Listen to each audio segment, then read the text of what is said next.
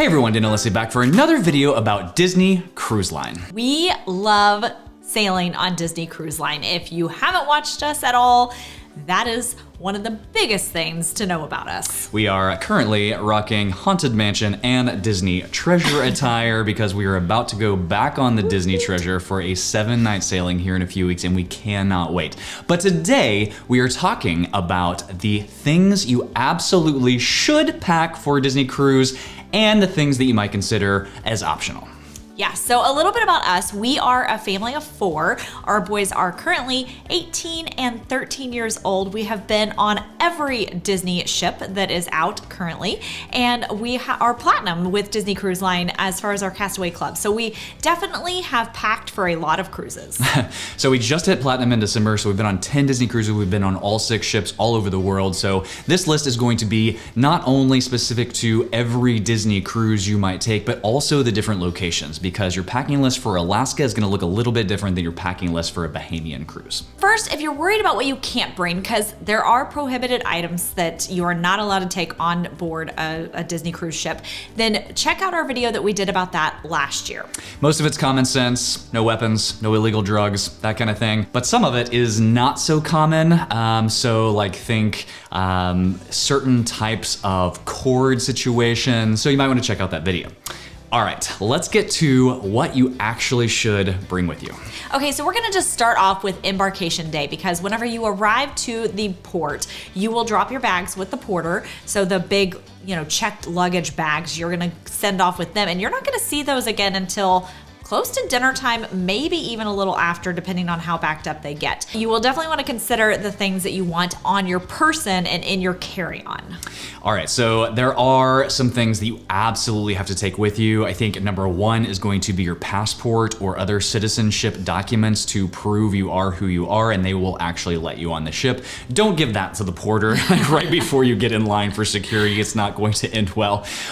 Past that, you definitely want to bring your wallet with your your forms of payment. So definitely bring a credit card so you can charge things to your room, which you've probably honestly set up ahead of time, but you want to bring that with you as well. You also want to bring some cash. Most of the things, including gratuities, can be charged to your stateroom when you're on board the ship. However, when you drop your bag with the porter, you're probably going to want to give them a small tip as well. In addition to that, of course, keep your phone on your person so that you can get on the Navigator app as soon as you get on board. And then also your port arrival form, which I often add just to our mobile wallet, and so then that way they can scan that right then and there. Another thing to consider keeping in your carry-on luggage are your medications, just in case something were to happen. It doesn't happen very often, but if your bag gets misplaced or whatnot, definitely have anything that you absolutely must have, including those medications on you. Another thing to keep in your carry-on are the things you're going to use for those first few hours. So when you first get on board, most people will start exploring the ship and or find a place to eat. But right after that, it's kind of open for at least a couple of hours until you have to do your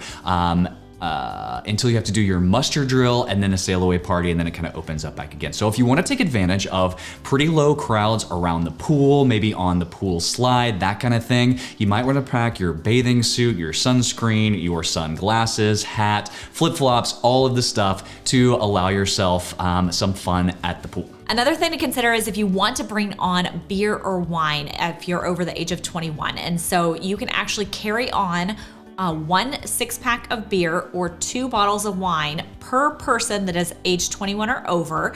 And that can actually happen at every port that you stop at. So if you are interested in having some beverages in your room, then this would be something to consider. The key phrase there is carry on. It has to be in your carry-on. This is one thing that has to be in your carry-on. It cannot be packed in your bags that you are checking with the porters. So put those in your carry-on and make sure you pack them accordingly, because glass bottles, wine bottles, all of that. The next thing is baby care items. So if you're traveling with younger kiddos that need things like diapers and wipes and that kind of thing, maybe formula, bottles, etc., you're probably gonna wanna bring those with you and not make sure they are packed away and checked with the porters that you're not gonna see for several hours later. All right, next would be any documentation for minors traveling without their parents. So if you have a minor traveling with you that their legal guardians are not traveling along with you guys as well, then you'll need documentation stating that they can get on the ship.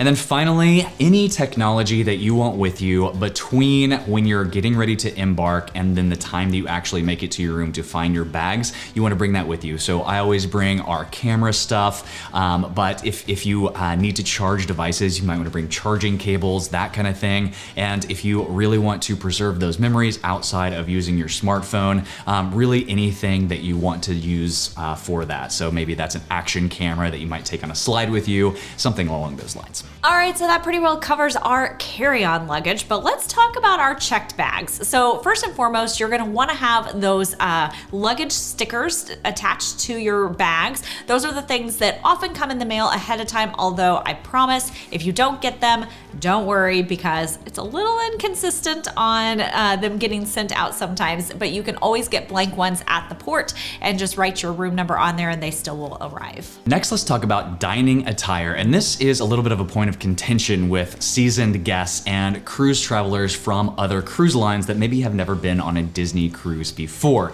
The attire is pretty relaxed, but they do have some restrictions. So in the main dining rooms, especially for dinner, it is cruise casual. So don't wear swimwear, swim trunks, tank tops, that kind of thing. Past that, you are pretty free. I usually sometimes I wear a nice t-shirt. A lot of times I wear like these Roosevelts, these button down that are Disney themed to whatever the ship is, or maybe just Disney themed in general. I will wear these to dinners often. Sometimes I might put a jacket over it. Sometimes I might put like a pullover over it, but something that is either like a nicer t-shirt or maybe a shirt with a collar. And I will often wear a dress at dinner. Just most of the time it's just a casual dress, a sundress of some type, just because I enjoy kind of getting cleaned up, freshened up after being in the sun and the sand and all of that throughout the course of the day, and put on something a little bit different. Now, if all you want to do is eat on the pool deck, eat quick service, go to the buffet, you don't really have to worry about any of that. People are walking around in there with swim trunks on and all that stuff. That's totally fine. But if you are going to experience the adult exclusive dining, so this is going to be a reservation that you set up for yourself either in advance or maybe you're lucky enough to get one on the ship at Palo, Remy, or Enchante, you are going to be expected to dress up more so than the main dining rooms. And so you're definitely gonna want slacks or nice dress pants. Dress jeans are appropriate as well. You are going to want some sort of collared shirt. They used to require a jacket, but I don't believe they do anymore. And the only time that you can wear shorts in one of those restaurants is Palo for brunch. They recently changed that, so now you can wear dress shorts for Palo brunch. But honestly, I wouldn't risk it. Like, I would just wear nice pants, a nice collared shirt, and if you happen to bring a dress jacket, like a sport coat, maybe throw that on over that. I throw that on over these Roosevelts and totally fine. I can go into any one of those restaurants, no problem. Finally, let's talk themed nights. So for sailings that are 7 nights or longer, you will have a formal night. Now, you will see everything from people wearing something that they would wear to church to a formal gown that they would wear to prom. So, and everything in between. And so don't feel like there's necessarily a requirement to get super fancy. You can look just a little bit nicer on that evening as well. It's really just what you want to make of it. And then don't forget about pirate night. So quick tip on formal night, like I just wear what I would normally wear to like Palo. So I will wear a blazer sport coat on top of a collared shirt, but I like to make it fun and do something themed like this. And that is good for formal night. Again, formal night, you're still in the main dining room, but there's a lot of like photographers out there. When you go out, the characters will be out in their like tuxedos, but I ain't wearing a tuxedo. I'm not packing an extra tuxedo to wear it for like 3 hours. So you don't feel like you have to do that, but there will be people there dressed in tuxedos and formal gowns. Let's talk about knowing the weather for the destination you're sailing to. This is much easier with Bahamian and Caribbean cruises that are shorter in length, lots of 3, 4, 5 day sailings out there. Yes, there are longer sailings, but it is easier to look at an app. If you are if you're coming from the United States and you're flying to the United States, it's usually the day before you're flying in. You can look easily and see a 10-day forecast and see what the weather's gonna be like. So it's not that hard to plan. So maybe like you're bringing some sort of pullover in case it's cold in the cruise ship, or maybe you're bringing an umbrella, a poncho, and maybe like a wet weather type of lighter jacket to protect yourself in case it rains. But you really don't have to worry too much about that. However, Alaska. All right, for Alaska sailings, or I'd even say like Norwegian, Northern Europe sailings where it's gonna be a little bit cooler. Norwegian is in like the country, like the fjords. Yes. Then those sailings, you're gonna want layers because the temperatures can vary pretty drastically depending, one, on what type of year you're going, two, if the sun is out, and three, if it's raining. And that is going to make a huge difference in if you are comfortable in maybe a t-shirt versus you need like a stocking cap and something to cover your ears and mittens and all of the things. So definitely pack layers. Yeah, Alaska, we always bring more to Alaska, especially an Alaskan cruise, than we would pretty much anywhere else. I guess Northern Europe is about the same, but you just don't know. So in Alaska, temperatures in the summer can range from mid 70s, I'm talking Fahrenheit here, down to like 40. That's pretty chilly, especially when you're on the water and there's nothing to really stop that wind.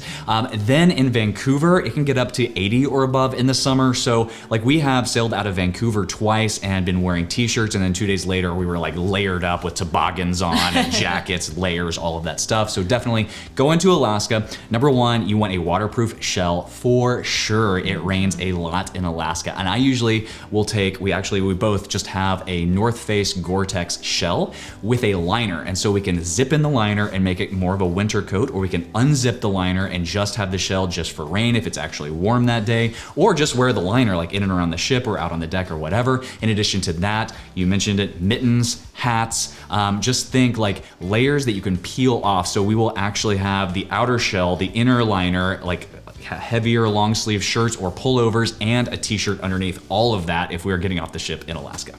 And the last thing that you want to consider for your sailing to Alaska is chapstick. We go through this like it's going out of style. Just the wind, the weather, the cold, it can be very like, not traumatizing, but like disorienting, especially if you're leaving from Florida in July and you're going to Alaska in July. Very, very different. So chapstick is important. If you're looking to plan your next magical vacation, please reach out to us over at Fantastical Vacations. We plan Disney destinations, including Disney Cruise Line, Universal Cruise Lines, and all-inclusive resorts. All right, so let's just talk general cruising, and I'm gonna address kind of the top half of your body. So we've kind of covered a lot of this with t-shirts, then you want maybe some nicer shirts, jackets. Definitely, even if you're sailing Caribbean or Bahamian in the middle of summer, I would still recommend having some kind of something that you can put over you for whenever you're in the dining rooms or at the theater, because those are gonna have pumped in air conditioning and you could get a little chilly, or even you might have a cooler evening whenever you're walking out on the pool deck and it might just be a little breezy and cold. So definitely make sure that you bring something, some kind of jacket or something. Also remember the active wear. So if you think you are going to potentially work out on this ship, there is a gym, there is a jogging track, you can definitely get exercises in. Or if you think you're just gonna be active in the ports, you're definitely going to want some sort of active wear. So think like maybe water wicking shirt if you are going to be sweating heavily, shorts, socks, shoes, the whole nine. And then of course your bottom half, that would be anything like shorts, pants, don't forget those undergarments, and the socks, and then of course your bathing suit and whatnot. All right, let's talk shoes. So for me, I always bring 3 or 4 pairs of shoes depending on what location we're going to. So any cruise, I will bring the first 3. I will bring some sort of active shoe. So that is a tennis shoe or a running shoe that I can either work out in or wear in the ports and walk for long distances and not have a problem. Number 2, I will bring a cruise ship shoe. So that is going to be a more comfortable slip-on type shoe that I can slip on and off, just going back to the stateroom or lounging about. Maybe I'm up on the sun deck, I just want to sit them by my lounge chair, even if I'm not getting in the pool. So I usually bring Hey Dudes for that. I really like those shoes. They're very comfortable, lightweight, and easy to pack. A lot of people will bring Crocs for that. And then the third type of shoe I will bring is a wet weather shoe / pool / beach shoe. So no matter where I'm going, I mean, anywhere the ships have pools and they are heated once once the temperature drops below, I think it's 70 degrees. So even in Alaska, you might want flip-flops or a Crocs or sandals, something like that to wear around the pools. But especially if you're going to Castaway Key or Lookout Key at Lighthouse Point, or really any sort of Bahamian or Caribbean destination, port adventure, that kind of thing, where you're gonna be on the beach or in and around sand, water, ocean, that kind of thing, you also want those shoes. Now I mentioned a fourth type of shoe. If I'm going to Alaska, there are a lot of walking around glaciers or in the woods or on trails type of port excursions. So I'll also bring a hiking boot or hiking shoe along with me. Yeah. Something that is slip resistant. And water resistant if possible. And as far as my shoes go, I always bring some type of tennis shoe, but then I usually have an array of flip-flops and sandals and maybe a pair of heels, depending on what dresses I'm bringing. Yeah. And finally, our last category here are the optional items / miscellaneous things. Okay, so first up is gonna be your personal items, your toiletries. So makeup, deodorant, just your bathroom stuff, right? So I always call it your bathroom bag whenever I'm making sure that the kids have packed theirs. Did you get all your bathroom bag stuff? So that's gonna be that piece of it. Next up is sleepwear. I don't judge. If you want to sleep in your birthday suit, that is up to you. So that's why this is on the optional list, but we always bring sleepwear. I usually bring a couple of sleep pants that also kind of double as like loungy cruise pants. And then if you're going to Alaska or Europe, then we highly recommend packing a pair of binoculars, particularly for Alaska because of all of those animals, the wildlife that you could potentially see from a distance. So definitely having a pair of binoculars in your stateroom is very handy. Next up is headwear. So whether that's Mickey ears, Minnie ears, or just ball caps, I will always bring at least one ball cap that I can just throw on and run to the buffet or whatever it is. Maybe I don't want to mess with this mop of hair right now every single day. Maybe I just want a lounging sea day and I throw on a ball cap. And then the accessories that go along with that. So that's mainly like jewelry, watches, rings, all of that, necklaces, earrings for dining in nicer venues. I mentioned pirate night earlier, and you can bring pirate attire, and it can go anywhere from just a little bit pirate. So I've got like some earrings and necklace and some ears that are pirate, all the way to full-blown Jack Sparrow costumes. So you'll see it all. The ship will provide you with a pirate bandana. So if you do forget to bring anything or you don't care to bring anything, then you'll have something that you can put on if you want. Next up is going to be a couple of useful items. Number one is a lanyard that you can put your Key to the World card in. Now, sometimes Disney Cruise Line just gives you these based on your Castaway Club status, but it is a little bit handy to just have something you could slip your Key to the World card in, which is your room key if you don't have the next item on the list, which is a Disney Band Plus. So there are a couple ways to get into your stateroom or charge things to your stateroom or scan on and off the ship. Number one is that Key to the World card, which kind of similar to Disney World is basically a hotel room key, which is what we use. Or you can get basically a magic band. They call them Disney Band Pluses on Disney Cruise Line. These things, same functionality as the magic band at Disney World, get you into your room, charge things, all of that stuff. So either one or both, you probably want to be able to wear around the ship so you're not like fumbling with it or losing it. All right, something that it took me a few cruises to discover how handy this is, and that is a pop-up laundry hamper. I love having this because we typically will store our luggage underneath the bed, and if I'm in a hotel room somewhere else, then that is where our dirty clothes go. We just kind of toss it directly back into the suitcase.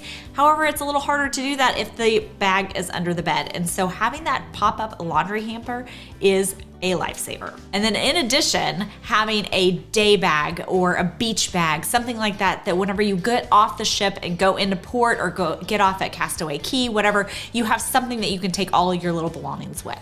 Next up are going to be reusable cups or bottles. It is super handy to carry them around the ship. You can bring them up to the pool deck, you can fill them up, you can just fill them up with water, but it beats buying bottled water from room service or not drinking out of anything other than your glasses in your room. That's kind of a bummer. So if you bring either like water bottles that you would take into like the theme parks or the refillable like turbis mugs, that kind of thing, you can fill those up and have your own beverage that you can take along with you. Let's talk about technology for a minute. So first and foremost, we always make sure we have our portable chargers, because even if you are just walking around the ship and just going to trivia and pool deck and all the things and you're using your app, it can drain your battery. And so having that portable charger that you can take with you and not having to be like stuck in your room recharging is definitely key.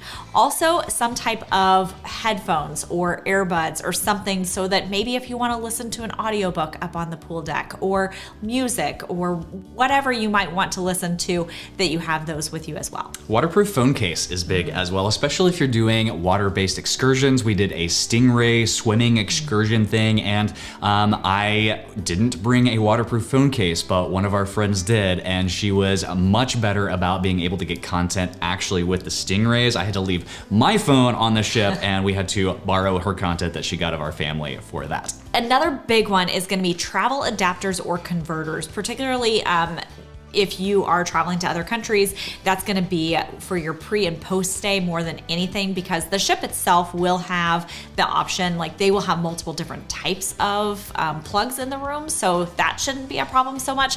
But if you're going to be in another country for any type of pre or post stay, then you're going to want those. Next up are some games. So if your family likes to play games, then you could bring some like small handheld games, just something that's very easy to pack that you could take to one of the lounges or maybe even play in your room.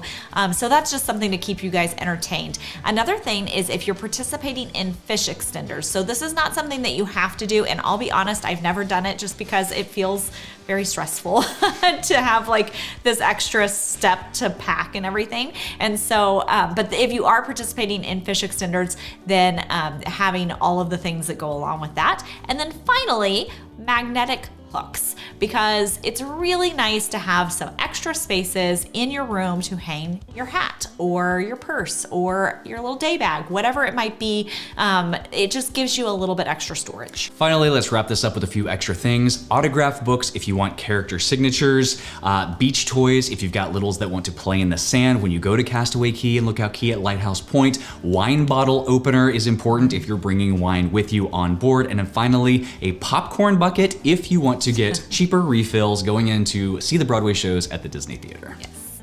All right, I think that about does it. So if you are liking these videos, please hit that like and subscribe button so you don't miss the next one. And we will see you on the next video.